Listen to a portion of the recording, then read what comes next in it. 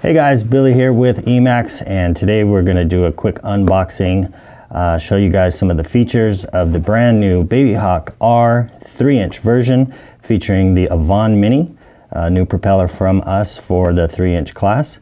So we'll get down close and have a look.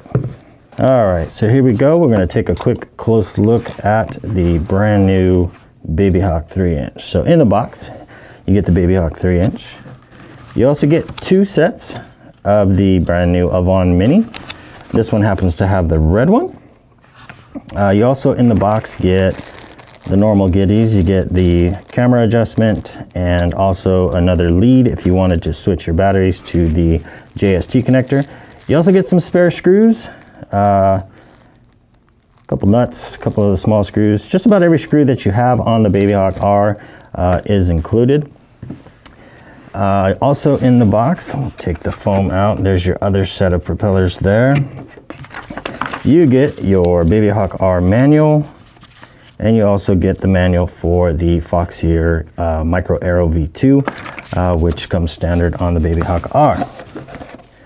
So on the Babyhawk R, we have the 1106, and on the 3-inch version, we actually are running the 4500 kV.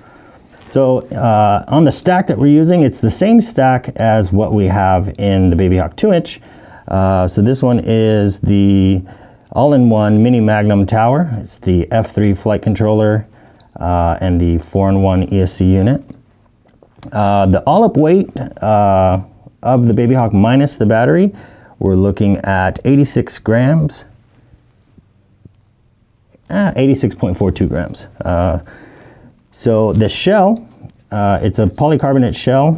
It is customizable. You can get the black version, the clear version, as well as the frosted red version. Some guys are even painting these. I've seen a cool fluorescent green one. You do have kind of a clearish sight window here so that you can see your VTX channel. And one of the things we'll do also is show you guys how to change channels on the VTX, but we'll get to that shortly. It does come pre-tuned out of the box. Should have Betaflight firmware, the latest Betaflight firmware on there. The VTX is a 40-channel, 5.8 gigahertz VTX switchable between 25 and 200 milliwatt. This one here is the bind and fly version, so it does come with the receiver that's compatible with your FR Sky stuff.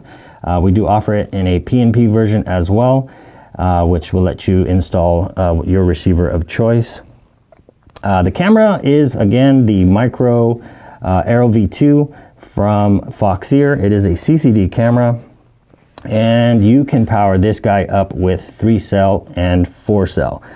So whatever you guys choose on that. The 4-cell really wakes this guy up. I fly mine on 4-cell predominantly, and just this thing is absolutely bonkers. Keeps up with all the 5 inches at my club. So now we're gonna take a closer look at the VTX operation. Just underneath the canopy here, you'll see the button that's on the VTX. It is a kind of a side push button, so you'll want to have something that you can get up a little bit underneath the canopy and be able to push that button. You can, however, if you need, you can remove these 2 screws and the canopy will pivot off of the 2 camera mount screws.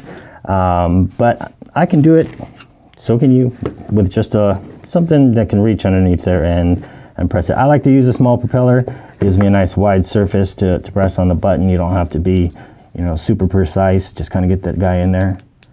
You can hear the little clicky click. So we'll go over the VTX here real quick and show you guys how to do the channel changes and all that stuff. Now keep in mind, the VTX on the Babyhawk R comes locked into 25 milliwatt output. You must be a ham operator to operate your VTX at anything above 25 milliwatt. So if you want, you can, if you are ham licensed, you can unlock this, and we'll go over that as well, but do check with your state and local laws on all the restrictions regarding your video output power. So first thing we want to do, it's going to be kind of difficult to show you guys. So you can see here it's flashing F and it's flashing 1. So that's telling me I'm on the Fat Shark band and I'm on channel 1. So if we want to change that, what we're going to do is we need to press and hold the VTX button for 5 seconds. And what that's going to do is take us into the general menu. 4, 5. So you see there, it's showing me the B. The B is telling me that's the band selection. If I press it once, it goes to C, and that's for the channel selection. And then the P is for your power selection. So we'll start with the band. So I know I want to change my band. I'm going to press the button now for 2 seconds. 2. And now it takes me into the menu for the band. Now if I press the button there, it's going to walk me through all the different bands that are available. So there's your E band, your Fat Shark band. That kind of weird looking letter there, that represents race band. So kind of a number 4, I guess, for race band. There's your A band, back to B band. So let's choose race band. And to get out of this, I'm going to press it for 2 seconds again.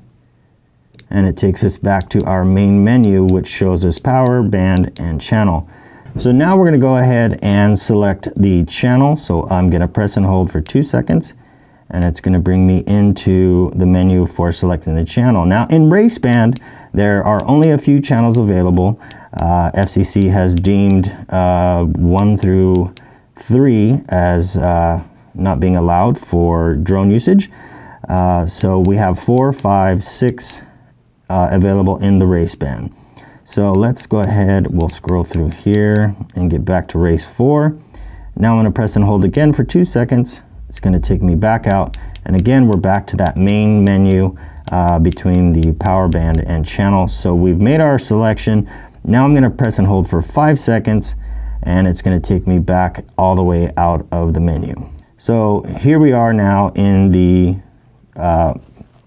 when you plug in, this is what you're going to see to let you know what band and what channel you are on. So I didn't go over selecting power. The reason why is, again, you must be ham licensed to operate this drone at anything higher than 25 milliwatt. So if you are ham licensed, pay attention. This is how we change the power for that.